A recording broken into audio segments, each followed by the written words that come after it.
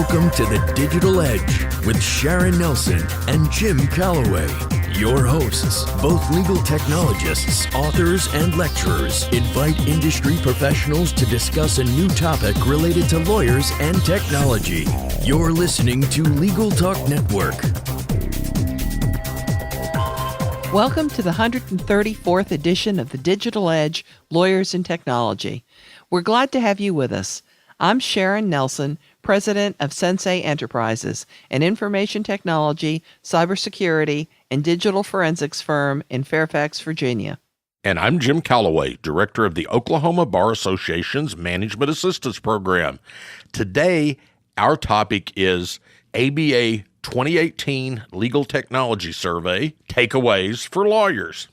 Before we get started, we'd like to thank our sponsors. Thanks to our sponsor, Clio. Clio's cloud-based practice management software makes it easy to manage your law firm from intake to invoice. Try it for free at Clio.com. That's CLIO.com. Thank you to Answer One, a leading virtual receptionist and answering services provider for lawyers. You can find out more by giving them a call at 800-ANSWER1 or online at answerthe1.com. Thank you to Scorpion. Scorpion sets the standard for law firm online marketing with proven campaign strategies to get attorneys better cases from the internet. Partner with Scorpion to get an award-winning website and ROI positive marketing programs today. Visit scorpionlegal.com/podcast. Thanks to ServeNow, a nationwide network of trusted, pre-screened process servers. Work with the most professional process servers who have experience with high-volume serves, embrace technology, and understand the litigation process. Visit servenow.com to learn more. We are very pleased to have as our guest our good friend and colleague, Sofia Lingos, Esquire, who is the founding and managing attorney of Trident Legal, a Boston-based law firm that provides innovative transactional legal services to small businesses, entrepreneurs, and startups in diverse industries throughout all stages of growth. Sofia is also director of the Community Business Clinic and teaches law practice management and access to justice at Northeastern University School of Law. She is actively involved with numerous professional and philanthropic organizations where she holds various leadership positions. Thanks for joining us today, Sofia. Thank you so much for having me, Jim and Sharon. I am a huge fan of the Digital Edge, Legal Talk Network, and both of you. 134 episodes. Wow, congratulations. That's really remarkable, and it's an honor to be here with you today. Well, thank you very much. It's been a long time since Jim had this brilliant idea, right, Jim? A long time. So, Sofia, not everybody will know about the 2018 ABA Legal Technology Survey report and how it's put together and by whom. So can you tell us something about that? And then, of course, what your own role is with the Legal Technology Resources Center. Of course. Thank you. So every year, the American Bar Association's Legal Technology Resource Center and the LTRC is actually a subdivision of the Law Practice Division. We administer a survey to active lawyers from sole practitioners through lawyers at large firms. So our goal is to really have the most in-depth survey of lawyers' utilization and implementation of legal technology.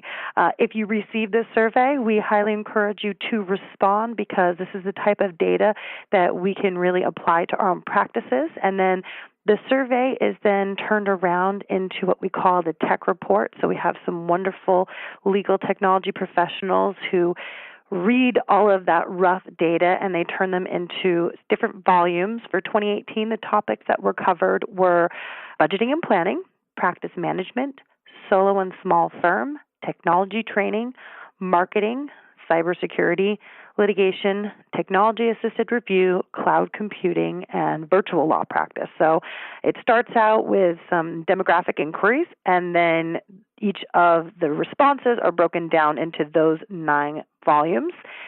So LTRC really strives to be an open resource for attorneys seeking information on legal technology. Besides publishing the tech report, there's also the Law Technology Today blog. And if you wanted to access the tech reports and read them more in depth, the ones that were collected and broken down into articles, I recommend that you visit ambar.org/tech report, and you'll be able to read the reports that were produced from the survey results that we'll be discussing today. This year I have the privilege of serving as the co-chair of LTRC along with Stephen Embry. Well, that was an impressive list of topics, something every lawyer should pay attention to. And Sharon and I are both interested in, right, Sharon? Absolutely every one of them. So what do we know from the survey about how lawyers are budgeting for technology in their firms? Budgeting, always an interesting topic with lawyers. When I'm teaching law practice management, I have to say it's one of those classes that I can see my students' eyes begin to glass over a little bit. I have to remind them that we're discussing dollar signs and not hashtags. Numbers are still our friends. I know they didn't go to business school. We're in law school, but it's definitely a priority. And this priority is especially significant when it comes down to budgeting. So this year when we're looking at the numbers, over 57% of our respondents stated that they did budget for technology.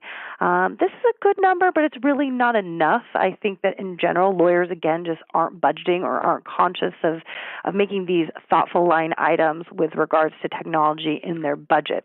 There's actually a really large disparity between solo and small firms. 66% of solos stated that they did not budget for technology. 38% of small firms stated that they did not budget for technology. Small firms, just for the record, are 2 to 9 lawyers the way that the survey is conducted. This isn't too surprising in the sense that obviously solos are responding to themselves. That doesn't mean that they don't need to actually have a budget. And 98% did report that they approved their own technology spending. I'm not exactly sure what happened to that 2% alter ego where someone was not approving their own budget. But it really is critical that even at the solo level that you are being conscientious of what needs to go into a budget. What are the solutions that you're looking for in any given year? Technology is one of the largest line items after personnel and real property, and so it can be really unwieldy if you don't budget appropriately. We are coming up on ABA Tech Show. I can personally admit that if I walked into that expo hall without a number in mind about any new solutions that first I was considering looking for, obviously it gets exciting if you find something new, and I like to have a little bit of flexibility, a little slush fund to incorporate new technologies if I find something that I think is really worthy of adding to my budget. But at the same time, if you walk into some of these situations without having an understanding about what you can spend, you can really exceed that budget quickly, and you might start finding solutions and not be able to provide for other pieces. One thing that's changed pretty significantly over the last couple of years is that a lot of software has moved to SaaS, software as a service. So that includes options for monthly pricing plans, which makes it a little bit more flexible. People can incorporate that into their budget as a monthly line item. As you integrate that, some people say, oh no, I can't buy it in a box anymore. How do I actually account for that? Well, the in-the-box solution, you should have been buying the new box. So I think a lot of people were using outdated technology, and at least SaaS gives us the ability to make sure that on the back end they continue to update it. But it does mean that it's going to be an ongoing investment into the product.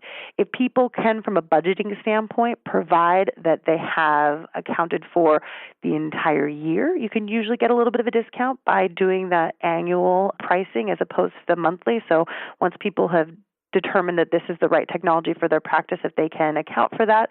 But again, if it makes more sense from a practice standpoint or from a financial standpoint, they do have a lot of these services are going to give you the opportunity to do some monthly billing. So basically, if we want to look at how much, if you're wondering, how much are people spending? What should I be putting into my budget? I know it's a really hard area to budget for or to think through that number. Sole practitioners, we're looking at 33% are budgeting less than $500 and spending less than $500, with 23% of them spending $500 to $999, and then 29% spending $1,000 to almost $3,000. So that's a little bit across the board. Small firms are actually right in the middle, spending more around the $500 to $999. About 29% of small firms were responding that was their sweet spot. This year, we also saw a little bit of a twist over to software over hardware. This seems to be pretty cyclical in nature. Last year it was a lot more investment in hardware. We like to think that a lot of times hardware should maybe have a 2-year shelf life. So maybe when everybody was buying new computers last year and they were getting up on their hardware, now they've got it around and now they're doing their investment in their software this year. But we've seen that to be relatively cyclical. And so I think the takeaway from this is that budgeting is absolutely critical. Part of the budgeting is really going to understand what your needs are, having flexibility when you discover new opportunities that you can implement into your practice, knowing what that magic number is, or if you'd be able to get some additional funds and analyze how that's going to apply to your practice, and then being able to implement them once you've purchased these technologies and being able to bring them in part of your practice. Well, that was a comprehensive look. Thank you very much. One thing that we're always talking to solos and small firms about is budgeting and planning for training, which is something that I think they've not done very well about, and training is certainly critical to a law firm's success. So what does the report tell us about that? I think critical is exactly the same word I would use. Training is critical, and it's amazing how many people did not budget for it. So 71% of sole practitioners responded that they did not have technology training. This is an increase of 22% from last year, which was shocking. So people are getting less training, and it's not exactly clear what is leading to that. Even more surprising, though, is 71% of solos and 85% of small firms stated that they believe it's very important to receive training in emerging technology. So while they've identified the importance of receiving this training, they haven't figured out exactly how to access the training or have implemented procedures within their practice in order to ensure that training is part of their budgeting. I have to say, I remember when I first purchased Hot Docs, I had budgeted for Hot Docs, which I had not budgeted for was the training, which for the product that I had originally purchased, the training was actually more expensive than the product. And I found it that without the training that I needed in order to become proficient in this technology, that it was actually useless. And so figuring out what you're going to do, what you need to do as a full set of bringing in a new tool to your practice is really important. As technology becomes more integral part of our practices, I think we have to ensure that training is an ongoing part of the process. I think that's even more so of importance with SaaS because on the back end, they may be making the products better, but always with those new rollouts, with that new dashboard, with that new platform, the different look, even if it seems that most of the buttons are still the same, it takes a moment for us to get used to how we're going to continue to utilize these tools or move forward with some new options. And so currently 30 states have adopted the American Bar Association's Common 8 to Rule 1.1.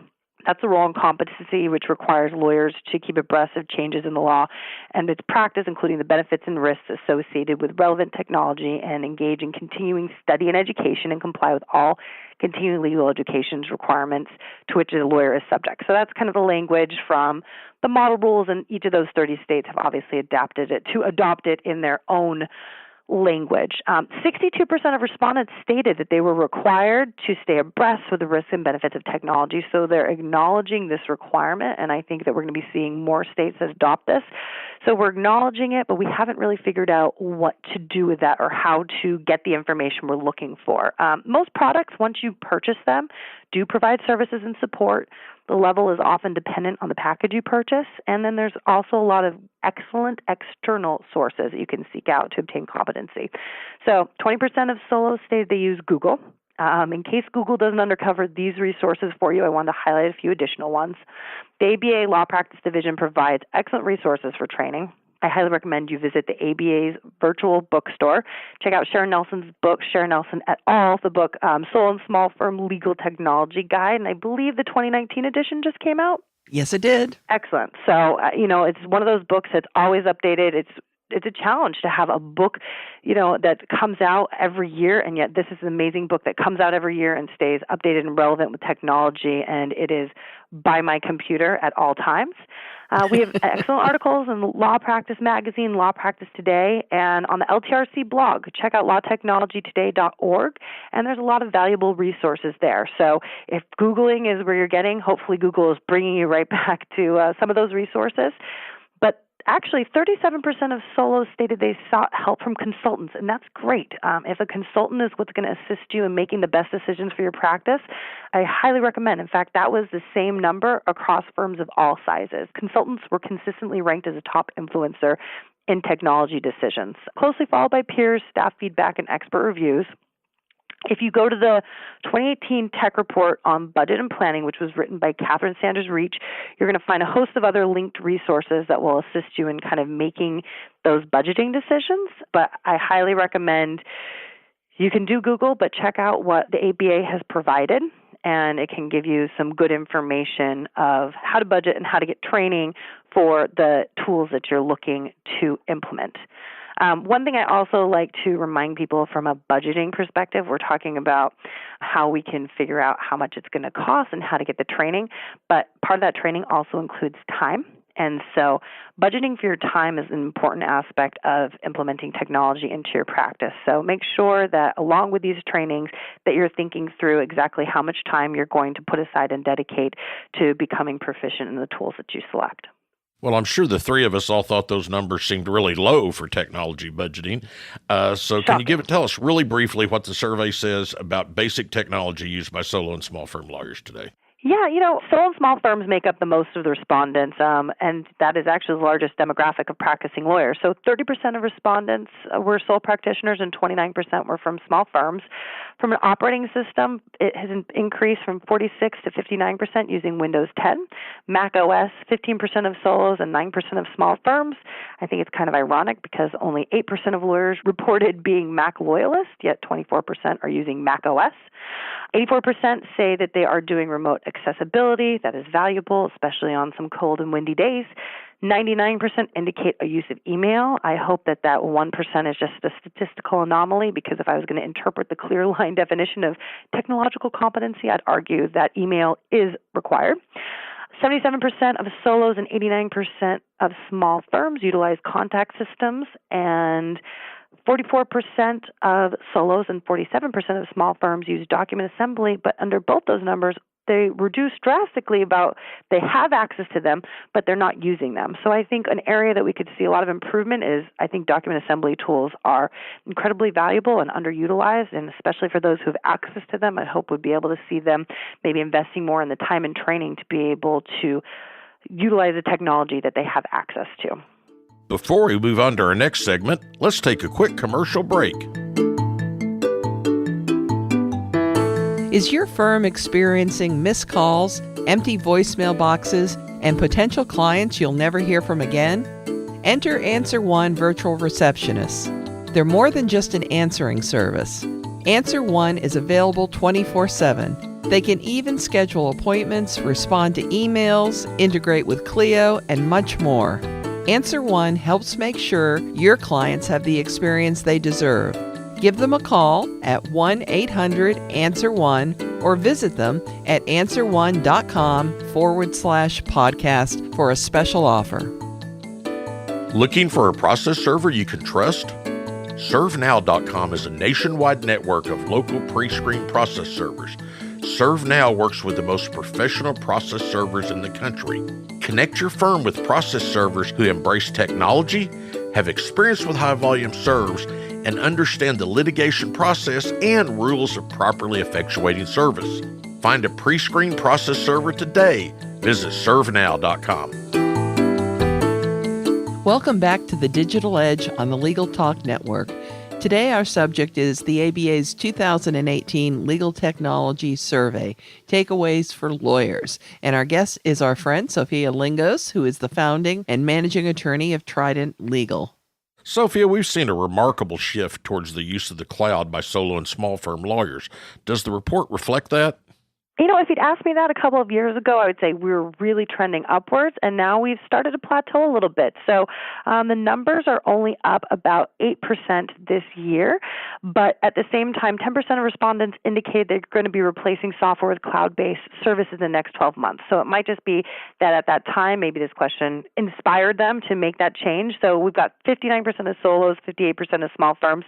It's still a good number. A lot of people are still using 86% of small firms and 48% of solos have access to servers.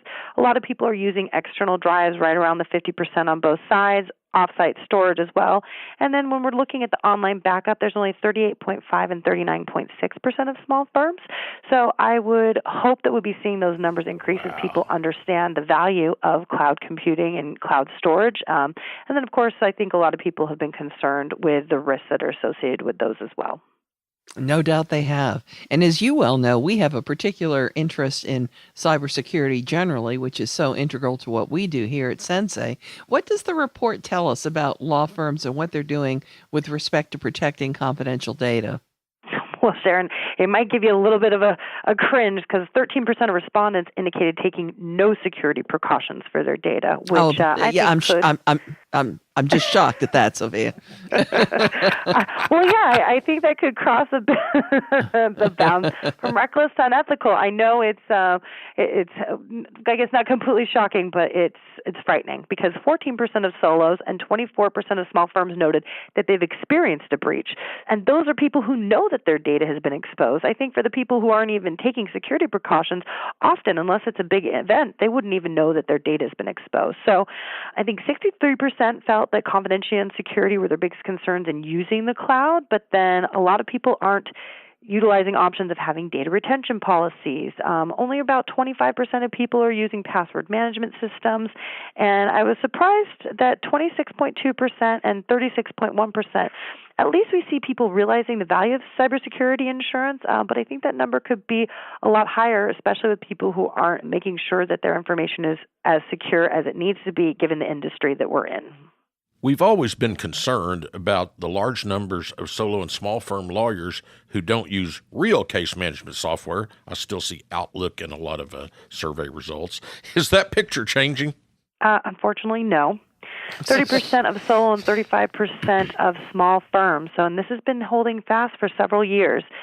Looking at firms of over 10, though, you jump up to 62%. So for people who really want to compete in the marketplace, you need to look at these numbers. These are the stories that numbers can tell you, is that you have a great opportunity to compete, and there's no reason that you can't get onto these case management softwares.